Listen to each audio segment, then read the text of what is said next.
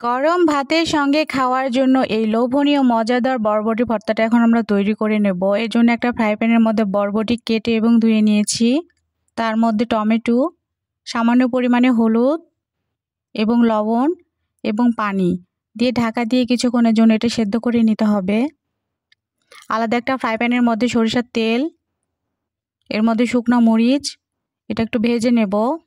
এরপরে রসুন কুচি, পেঁয়াজ কুচি ভালোভাবে ভেজে নেব। এরপরে সেদ্ধ করে রাখা বরবটি এবং টমেটোটা এর মধ্যে দিয়ে দিব।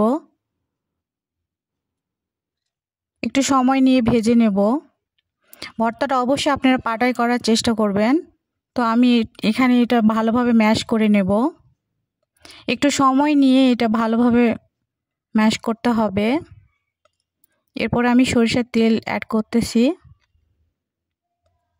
গরম ভাতের সঙ্গে খাওয়ার জন্য এই ভর্তাটা কিন্তু সত্যিই খুবই অসাধারণ হয়। আপনারা অবশ্যই ট্রাই করে দেখবেন এবং ভিডিওটা ভালো লাগলে একটা লাইক দিবেন, চ্যানেলটা সাবস্ক্রাইব করবেন। ধন্যবাদ।